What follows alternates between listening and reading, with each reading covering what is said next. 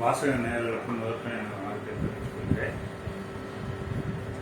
இன்னைக்கு எடுத்துக்கொண்ட தலைப்பு பிரசன்னத்துக்கும் பிறந்த ஜாதகத்துக்கும் என்ன வேறுபாடு அப்படின்றத பற்றி நான்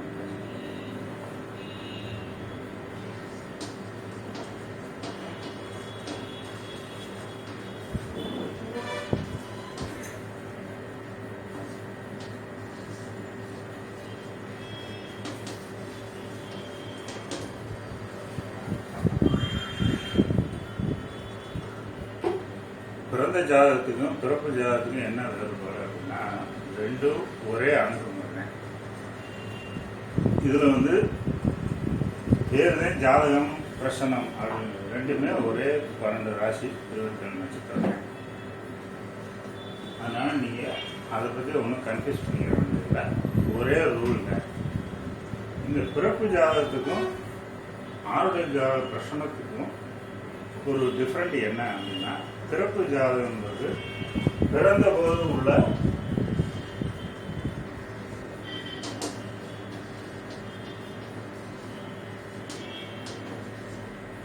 பாவ ஆரம்பம்.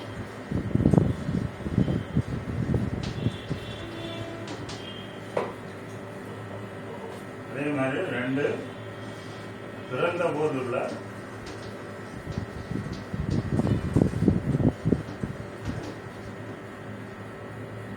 கிரக நிலை. 3 நடப்பு தசாப்தம்.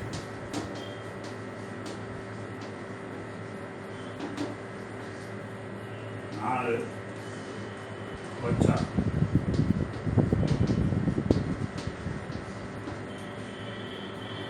இப்ப பிறந்த ஜாதகத்துல ஒருவர் பிறக்கும்போது பாவ புள்ளிகள் 12 பாவ ஆரம்ப முனைகள் இருக்குது இல்லையா, அது கான்ஸ்டண்டா இருக்கும், நிலையா இருக்கும். அதே நேரத்தில் கிரகமும் நிலையா இருக்கும்.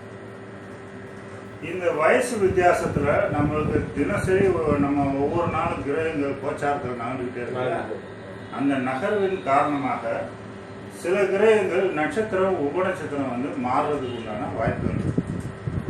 இப்போ நான் பிறக்கும்போது சூரிய திசை, சந்திர திசை, செவ்வாய் திசை, ராகு திசை, இப்போ குரு திசை.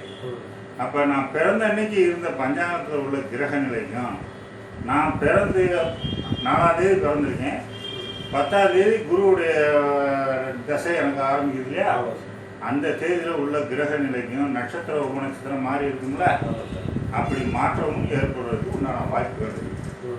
அதனால பிறக்கும்போது இருந்த சில கிரகங்கள் நின்ற நட்சத்திர உபநட்சத்திரம் இந்த 9 நாள் கோச்சாரத்தில் அது நட்சத்திர உபநட்சத்திரங்கள் மாற்றமடைகிறதுக்கு உண்டான வாய்ப்புகள்.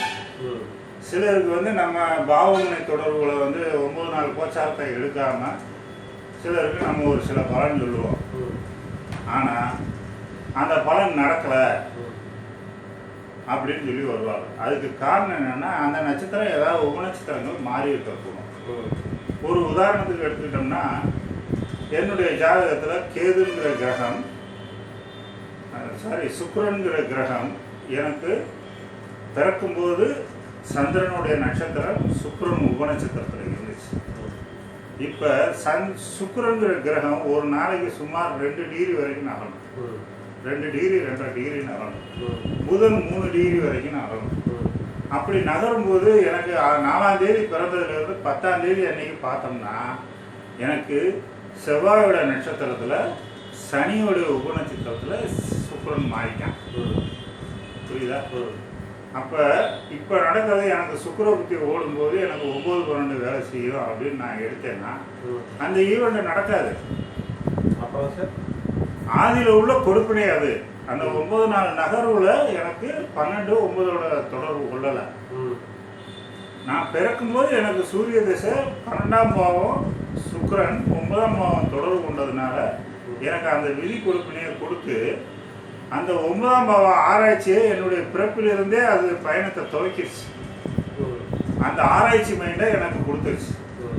ஆனால் நான் பிறந்தது சூரிய திசையில் பிறந்துட்டேன் இல்லையா, அப்போ எனக்கு சுக்கிர தசையே வராது. அப்போ என்ன செய்யும், சுக்கிர புத்தி வரும்போதே அந்த செயல்பாட்டை செய்யும்.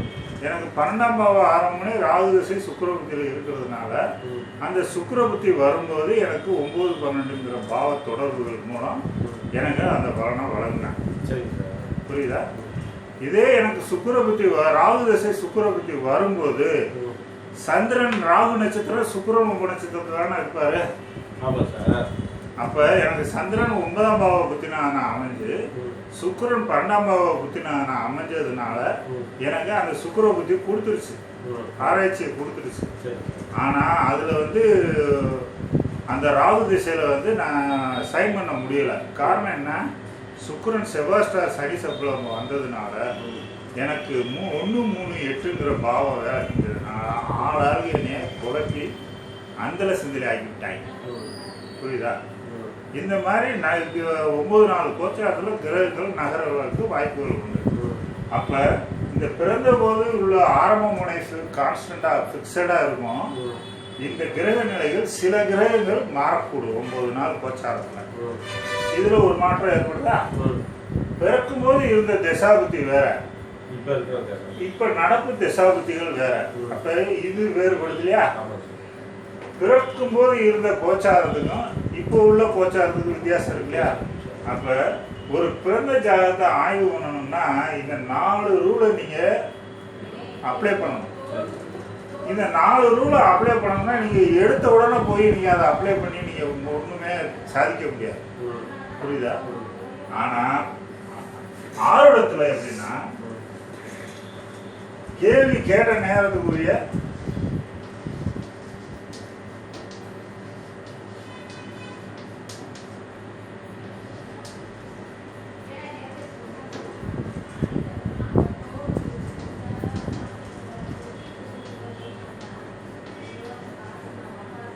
கேள்வி கேட்குற நேரத்துக்கு நம்ம ஆருட ஜாதகம் போட்டாலும் சரி, ஆர்பி சார்ட் போட்டாலும் சரி, 249 உள்ள ஒரு நம்பர் கேட்டோம்னா அது கான்ஸ்டண்டாக நம்மளுக்கு கொடுத்துரும். வந்து கேள்வி கேட்குற நேரத்துக்கு அப்படியே போட்டோம்னா அந்த நேரத்துக்குரிய கான்ஸ்டன்ட் பாவாஸ் நம்மளுக்கு அட் ப்ரெசன்ட் பொசிஷன் நம்மளுக்கு கிடைச்சிடும். அதே நேரத்தில் 2 கிரக நிலையை கேள்வி எழுத நேரத்துக்கே எழுதணும்.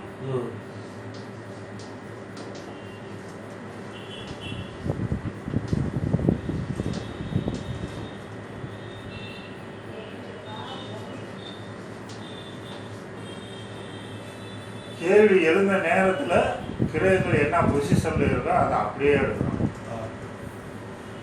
3 கேள்வி எழுந்த நேரத்தில்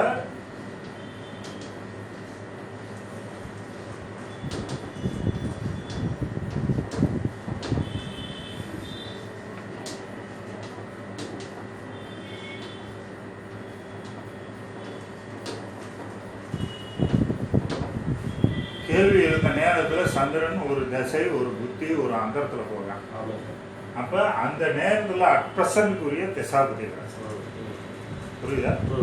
இங்கே கோச்சாரம் என்பது கிடையாது. புரியுதா? இங்கே கோச்சாரம் இல்லாததுனால இது 3மே அட் ப்ரெசன்ட் அப்படியே லைவாக அவங்களுக்கு எல்லாமே சென்சிட்டிவாக நிற்கும்.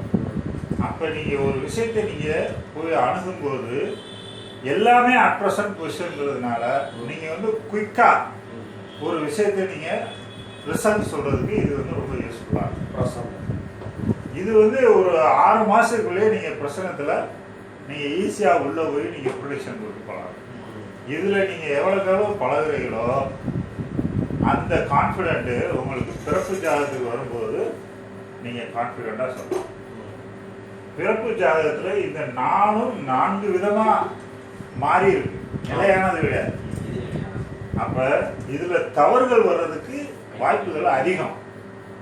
ஒரு பிகைனர் ஸ்டூடெண்ட் குயிக்கா நீங்க பிறந்த ஜாதகத்துல சக்சஸ் பண்ண முடியாது. அதுக்கு கொஞ்சம் ஒரு 2-3 வருஷம் எக்ஸ்பீரியன்ஸ் வேணும். அதனால போற ஆரோட ஜாதகத்துல நீங்க நல்ல எக்ஸ்பீரியன்ஸை வளர்த்துக்கிட்டீங்கன்னா இதுல போகும்போது உங்களுக்கு ரொம்ப சிம்பிள். வாசகர்கள் ஆர்வத்தோட கேள்வியெல்லாம் கேட்கிறாரு. அவங்க பிறப்பு ஜாதகத்தை வச்சு கேள்வி கேட்குறாரு. நான் சொல்றது சொல்லிடுவேன், ஆனால் உங்களால் அதை உடனே கிரகிக்க முடியாது. ஏன்னா பிறப்பு ஜாதகத்தில் இவ்வளோ விஷயங்களை நான் மைண்டில் வச்சுக்கிட்டு உங்களுக்கு ரிசல்ட்டாக சொல்லுவேன். அதனால் என்னடா சார் இங்கே ஒரு பாவமுனையில் ஒன்று காட்டுது, இவர் ஒன்று சொல்கிறாரு அப்படின்னு நீங்கள் ஒரு குழப்பங்களை அடையலாம். இது வந்து நீங்கள் நாளடைவில் எக்ஸ்பீரியன்ஸ் ஆக ஆகத்தே இதில் வந்து நீங்கள் நுணுக்கத்தை நீங்கள் போய் தொட முடியும். சரி. பிகினிங்லேயே நீங்கள் போய் தொட முடியாது. இதுக்கு சில வழிமுறைகள்லாம் இருக்குது. அந்த வழிமுறைகள்லாம் நீங்கள் நேராக படித்து உங்களுக்கு நேராக தொட்டு காமிச்சாதே அது புரியும். புஸ்தகத்தை மட்டும் வாங்கினோன்னே எல்லாம் முடிவுக்கு வந்துடலாம் அப்படின்ற முடிவுக்கு வரக்கூடாது. நூல் அறிவுங்கிறது 100ல் ஒருவர் தான். 100ல் ஒரு ஆள் படித்து நல்லா புரிஞ்சுக்கக்கூடிய அமைப்பு இருக்குது. அதுக்காக புஸ்தகத்தில் விஷயம் இல்லைன்னு நினைச்சிடாதீங்க. புஸ்தகத்தில் விஷயம் இருக்குன்னா அதை நீங்கள் எப்படி படிச்சிருக்கீங்க, எப்படி புரிஞ்சிருக்கீங்கன்றது எனக்கு தெரியாது. எல்லாருமே அறிவாளின்னு சொல்ல முடியாது, எல்லாரையும் முட்டாளுன்னு சொல்ல முடியாது. அதனால் நேர்முகமாக நீங்கள் படித்து நுணுக்கங்களை தெரிஞ்சுக்கிட்டு நீங்கள் அதுக்கப்புறம் ஆய்வு பண்ணீங்கன்னா ஒரு திடமான ஒரு முடிவுக்கு உங்களால் வர முடியும். அதனால் இந்த ஆருட முறைக்கும் பிறப்பு ஜாதகத்துக்கும் வித்தியாசம் இருக்குது. இப்போ இன்னொரு உதாரணமும் சொல்கிறேன். இப்போ ஒருத்தர் பிறந்த ஜாதகத்தில் தசாபுத்திகள் உங்களுக்கு 4ஆம் பாவத்தை காட்டுது அப்படிங்கிறது மட்டும்தான் அவங்களுக்கு தெரியும். 4ஆம் பாவத்துக்குள்ளே எவ்வளோ விஷயம் இருக்குது? 4ஆம் பாவத்தில் வண்டி உற்பத்தின்னு இருக்குது. அந்த உற்பத்திங்கிறது என்ன உற்பத்தி பண்ண போகிறேங்கிறது பிறப்பு ஜாதகத்தில் நீங்கள் வந்து எடுக்கிறதுக்கு ரொம்ப கஷ்டப்படலாம். நிறையா ரூல்ஸ் அண்ட் ரெகுலேஷன்லாம் நீங்கள் ஃபாலோ பண்ணலாம். அதே இதை 4ஆம் பாவ உற்பத்தின்னு காட்டிடுச்சுல, போய் ஆருடத்தில் போய் டக்குன்னு ஒரு பிரச்சனை போட்டு என்ன உற்பத்தி பண்ணால் நல்லா இருக்கும், முதல் அவர் உற்பத்தி செய்யக்கூடிய தொழிலில் இன்வால்மெண்ட்டாக இருக்காரா அப்படின்னு தெரிஞ்சுக்கிட்டு நீங்கள் ஒரு ஆருடம் போட்டீங்கன்னா அவர் நெல் விதைக்கலாமா, கரும்பு விதைக்கலாமா, இண்டஸ்ட்ரி வைக்கலாமா, அல்லது ஆட்டோமொபைல் வைக்கலாமா, கட்டிட தொழில் பண்ணலாமா அப்படிங்கிறத அது காட்டும். இதில் ஒருத்தருக்கு 6ஆம் பாவம் நோய் வரப்போகுதுன்னு காட்டும். என்ன நோய் வரப்போகுது அப்படிங்கிறத நீங்கள் ஈஸியாக புரிஞ்சுக்கணும்னா பிரச்சனை சொல்ல போனீங்கன்னா ஈஸியாக இருக்கும். புரியுதா? இது எல்லாமே அட்ரஸனில் உள்ள எல்லாமே அட்ரஸனில் இருக்குது. சரி. ஆனால் இது வந்து அட்ரஸன் கண்டிஷனே கிடையாது, நிலையில்லாத கண்டிஷன். இதை எடுத்து ஒவ்வொன்றையும் தனித்தனியாக லிங்க் பண்ணி பார்க்குறதுக்கு எக்ஸ்பீரியன்ஸ் வேணும். அதனால் புத்தகத்தை படித்த உடனே உங்கள் ஜாதகத்தை போட்டு நீங்கள் எக்ஸ்பெரிமெண்ட் பார்க்காதீங்க. அப்படி பார்த்தீங்கன்னா உங்களுக்கு குழப்பம் தான் நிற்கும்.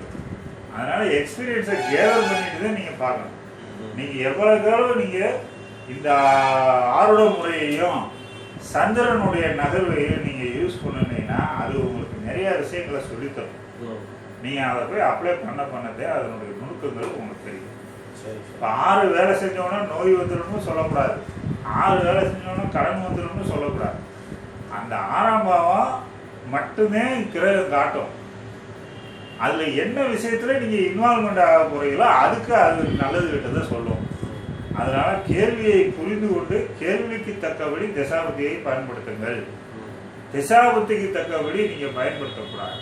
அது வந்து முறையானது அல்ல. புரியுதா? அடுத்து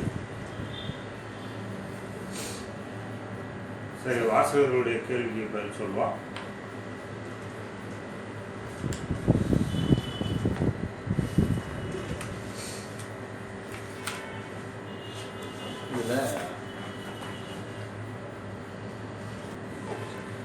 அடுத்த கேள்வி ராஜசேகர். சத்தமாக இல்லை கேட்குது. ராஜசேகர் வந்து சூரியனுக்கு பின்னால் புதன் இருந்தால் மடையன் என்கிறார்களே, இவருடைய லக்னம் விருச்சகம், சிம்மத்தில் புதன் இருக்குது, கன்னியில் சூரியன் இருக்குது.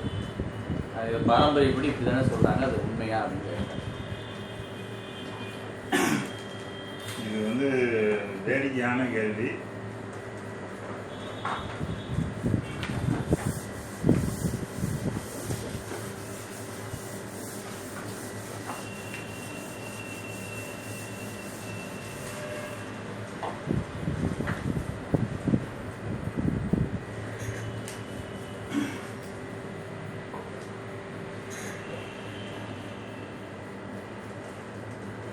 இப்போ சூரியன் வந்து 10 டிகிரியில் இருந்துச்சு. இந்த புதனும் சுக்கிரனும் சூரியனில் இருந்து 30 டிகிரி வரைக்குங்க.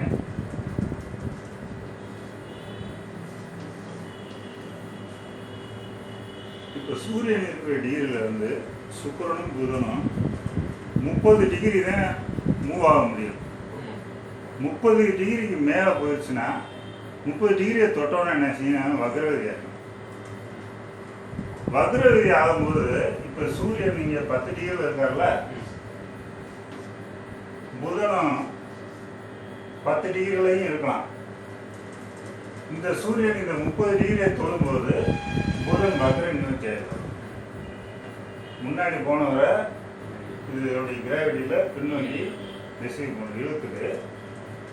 இந்த சூரியன் நிற்கிற டிகிரிக்கு வரும்போது இந்த சூரியன் இதை இந்த 10 டிகிரி கடந்துரும்னா இப்படி முன்னும் பின்னும் கடந்துக்கிட்டு தான் இருக்கு.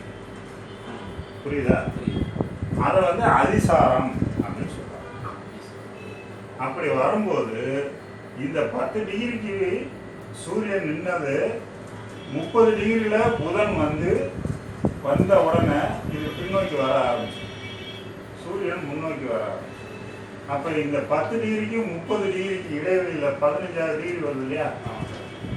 இந்த 15 டிகிரிக்கு மேலே பின்னாடி போகும்போது இந்த 15 டிகிரியை கடக்குதுல, அந்த 15 டிகிரியை கடந்து முடிஞ்சோடனே வக்ர நிவர்த்தி ஆயிடும். அப்போ இதில் இருந்து முன்னோக்கி வர ஆரம்பிச்சு.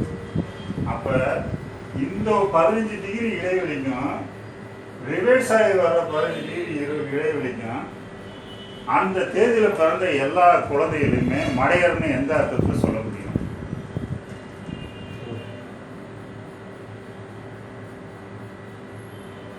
அதை எப்படி சொல்ல முடியும்? அப்படி இந்த அளவு கூட சொல்லல. கேள்வியே சுக்கிரனுக்கு பின்னாடி இருந்தா சூரியனுக்கு பின்னாடி புதன் இருந்தாதான் கேள்வியே. இது அவங்க சொன்ன ரூல் வேற, நீங்க எடுக்கிற ரூல் வேற. இந்த சூரியன் புதன் 8ல் இருந்தால் இந்த ரூலை நீங்க அப்ளை பண்ணலாம். 8ல் இருந்தா மட்டும் இல்ல, சந்திரனும் 8ல் போகணும். புரியுதா? இப்போ ஒரு உதாரணத்துக்கு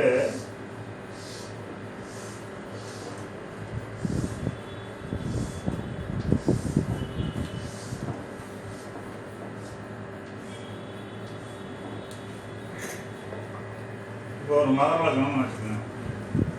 மகர லக்னத்துக்கு 8ஆம் வீட்டில் சூரியன் புதன் இருக்கணும்.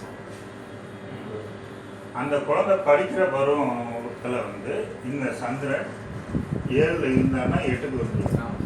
8க்குள்ளேயே சந்திரன் இருந்துட்டாருன்னு வச்சுக்கோங்க. அப்போ இந்த சூரியன் சந்திரன் இருக்கக்கூடிய புள்ளியை சந்திரன் டச் பண்ண தானே செய்வார் அந்த இடத்துல. அப்போ நம்ம வெறும் சந்திரன் இருந்தால் மதிகட்ட ஜாதகம் அப்படின்னு சொல்லுவோம். சந்திரன் மனசுக்கு காரணம். அதே புதன் மெமரிக்கு காரணம், நரம்பு மண்டலங்களுக்கு காரணம், கற்பனா சக்திக்கு காரணம். ஒன்றை ரெண்டாக யோசிக்கிறது புதன் காரணம். அப்ப இந்த காரகன் போய் இங்க போறதுனால இந்த காரகன் கெட்டு போயிருக்கு. ஆன்மா காரகன் சூரியன், அவனும் அங்க போயிட்டான். சந்திரன் மனோ காரகன். புரியுதா?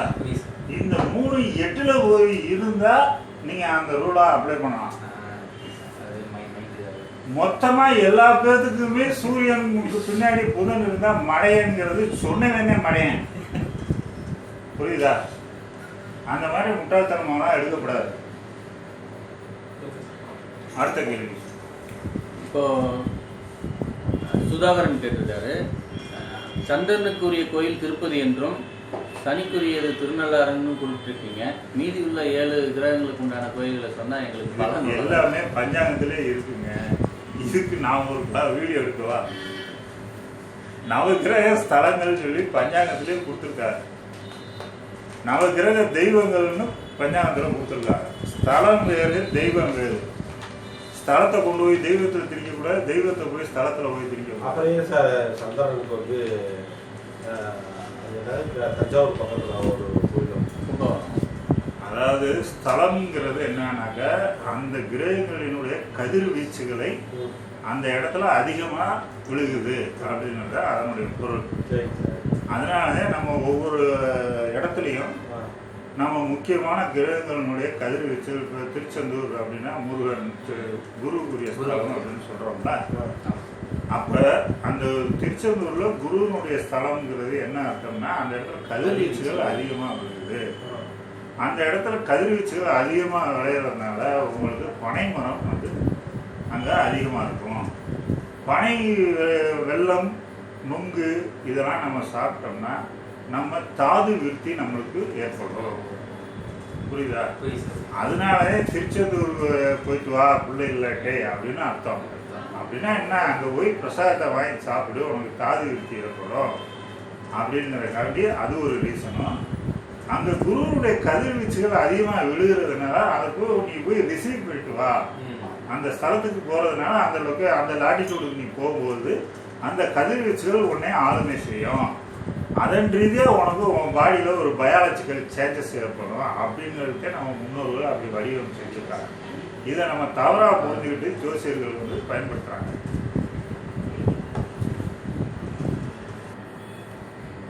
அடுத்த கேள்வி நாகராஜ் கனகராஜ். 1-3-5-9-11 விசா கொடுப்பனை பதில் நன்றாக இருந்தது. ஆனால் தொழிலை பற்றி சொல்லும்போது சிறு நெருடல். ஒவ்வொரு தொழிலும் ஒவ்வொரு பாவத்தை குறிப்பதால் ஏன் 10ஆம் பாவத்தை மட்டும் எடுத்தீர்கள்? அதுவே இன்னொரு அடிஷனலாக ஒரு கேள்வி. 1-3-5-9-11 திசா கொடுப்பனை 2ஆம் பாவம் வருமானத்தை பற்றி விளக்கும் போது வருமானம் சரியில்லை என்றீர்கள்.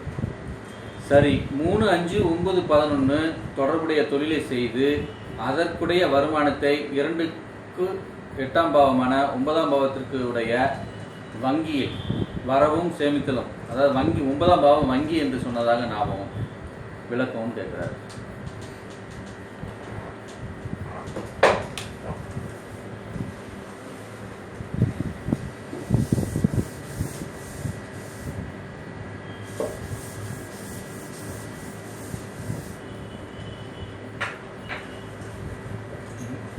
கேட்டது வந்து திசாபுத்தி பலன்னு சொல்லி கேட்கும்போது நம்ம ஜென்ரலாக பேசும்போது 10ஆம் வீடுங்கிறது ஒரு தொழிலுங்கிற ஸ்தானம் இருந்தானே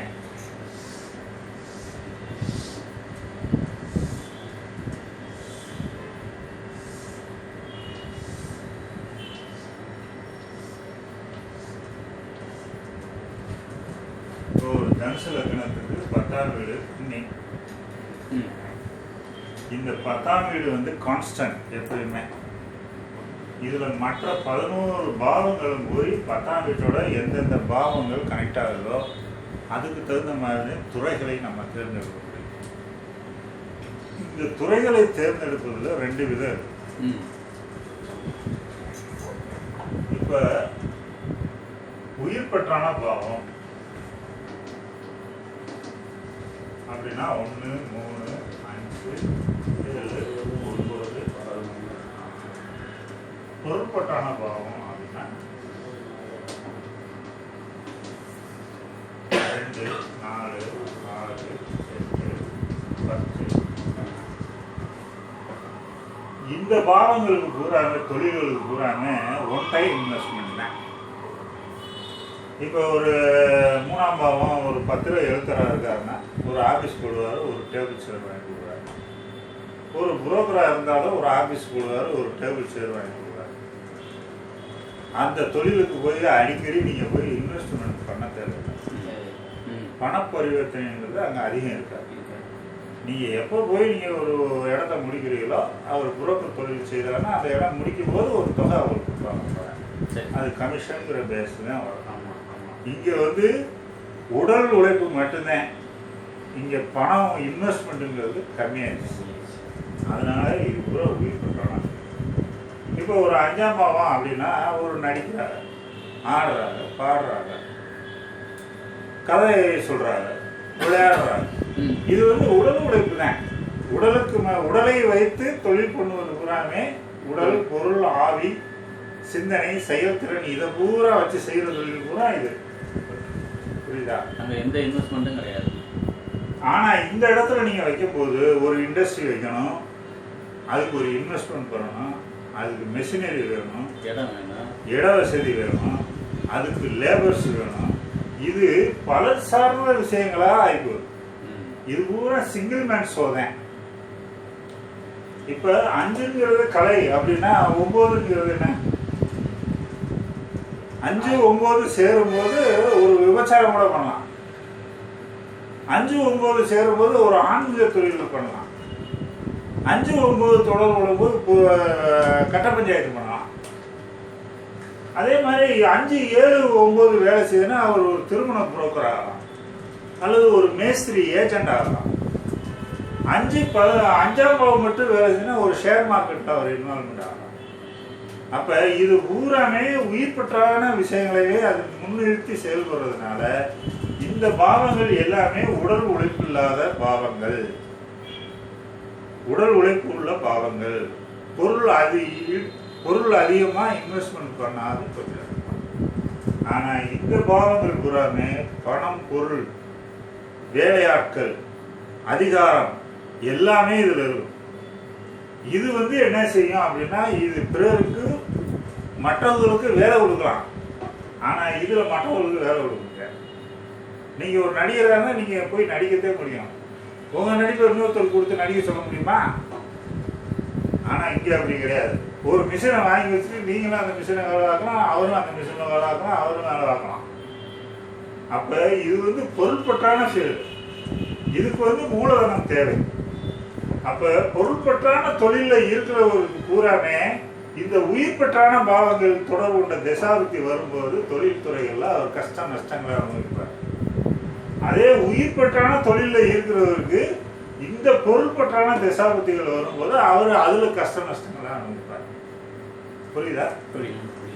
அதனால 10ஆம் பாவம்ங்கிறது எப்பயுமே நிலையானது. அதுல போய் மற்ற பாவங்கள் தன்னுடைய ஆதிக்கத்தை செலுத்துது. அதனால நம்ம 10 கெட்டு போச்சுன்னா நீங்க எந்த தொழிலுமே பண்ண முடியாது. ரெண்டுமே உயிர்பட்டு பொருள்பட்டு. இப்ப ஒரு உதாரணத்துக்கு இவர் ஒருத்தர் 4-10ங்கிற இண்டஸ்ட்ரி வச்சிருக்காரு. அந்த இண்டஸ்ட்ரி வச்சிருக்கிறவருக்கு இந்த 4-10 தொடர்பு கொண்டு இருக்கும்போது அவர் இண்டஸ்ட்ரியை ஆரம்பிச்சுடுவார். அவருக்கு ஒரு 3ஆம் பாவ தசாபத்தி நடக்கும்போது அவர் இண்டஸ்ட்ரியை லீஸு கொடுத்துட்டு அவர் வெளியேறிடுவார். ஆனா அந்த இண்டஸ்ட்ரி இருக்கும். புரியுதா? அதே இண்டஸ்ட்ரி இவர் 3-9 காட்டிச்சுன்னு வச்சுக்கோங்க, அந்த கம்பெனியில இழுத்து மூடிட்டு தான் வரணும். நீங்க அடுத்து ஒரு ஆள் லீஸு கொடுக்க முடியாது. புரியுதா? அப்ப 10க்கு 12 9 வேலை செஞ்சுன்னா எந்த துறையிலையும் இன்வால்மெண்ட் ஆக முடியாது. இது 4க்கு 12 3 வேலை செய்யறதுனால என்ன செய்வாரு, அவரு உற்பத்தி பண்ணிக்கிட்டு இருந்தவர் வியாபாரத்துக்கு போயிடுவாரு. புரியுதா? இந்த வியாபார தொழில இருக்கிறவர் என்ன செய்வாரு, அவருக்கு 2 வேலை செய்யும் போது அப்ப பைனான்சியரா மாறிடுவாரு. இந்த பைனான்ஸ் பண்றவருக்கு 12-1 வேலை செய்யும் போது என்ன செய்வாரு, அவர் அட்வைசரா மாறிடுவார். துறைகளே அவர் மாற்றிக்கொள்வார். தொழில் அதுவாகத்தான் இருக்கும். புரியுதா? அப்ப வெறும் 10ங்கிறது எல்லா உலகத்தில் உள்ள எல்லா தொழிலுக்கும் அது தனக்குள்ள எல்லாத்தையும் வச்சிருக்கு. எந்தெந்த பாவங்கள் அதோட தொடர்பு கொள்ளுதோ அதுக்கு தகுந்த மாதிரி தான் அதை உங்களுக்கு வளரும். இப்போ ஒரு திரைப்பட நடிகர் இருக்காரு.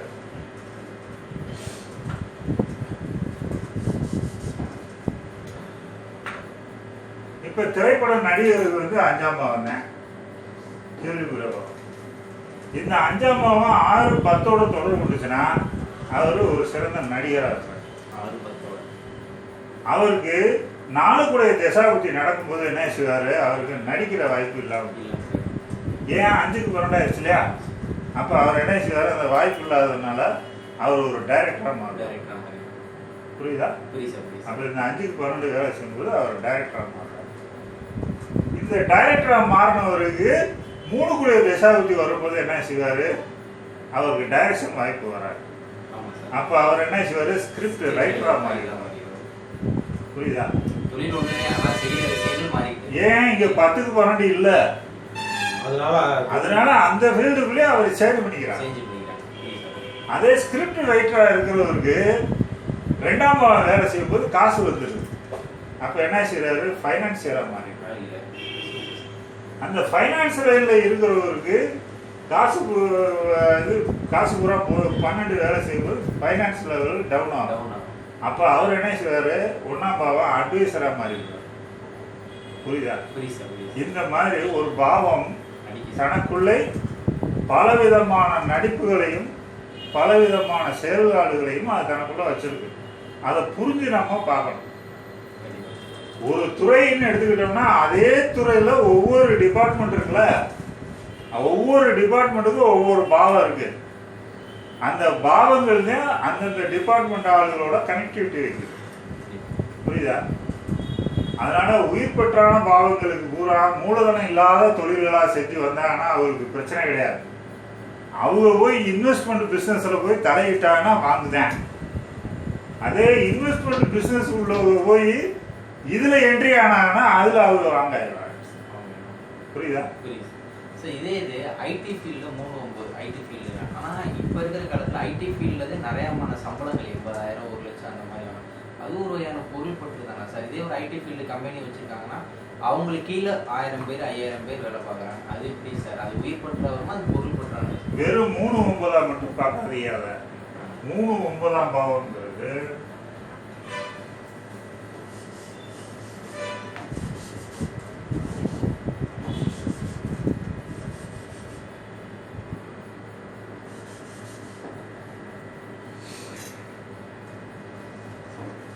இந்த 3-9 பாவம்ன்றது எப்பயுமே 2ஐயும் 8ஐயும் விருத்தி பண்ணிக்கிட்டே இருக்கும்.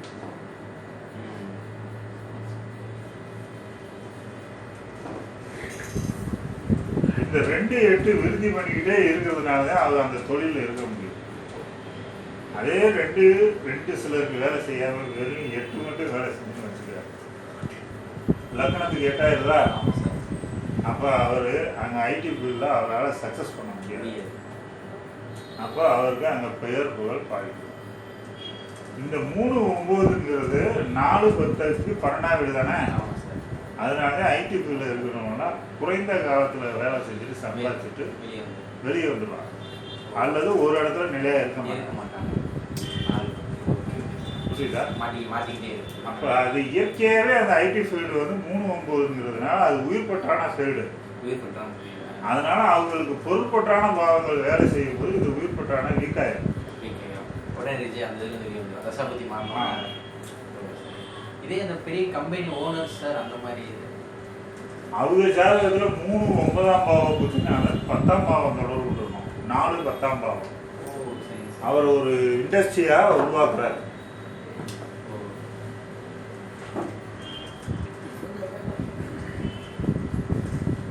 ஒவ்வொரு ஃபீல்டும் வந்து ஒரு பாவத்தை குறிக்கும். அந்த பாவத்தை நீங்கள் இயக்குறதுனால அந்த பாவ தொழில்களை நீங்கள் பண்ண முடியும். இதற்கே குலத்தலைவே கொள்ளுமா குணம் அப்படின்னு சொல்லுவாங்க. அந்த காலத்தில் ஒவ்வொரு துறையை சார்ந்தவர்கள் அந்தந்த துறைக்கு தகுந்த மாதிரி குணங்களை உடையவர்களாக இருப்பாங்க. புரியுதா?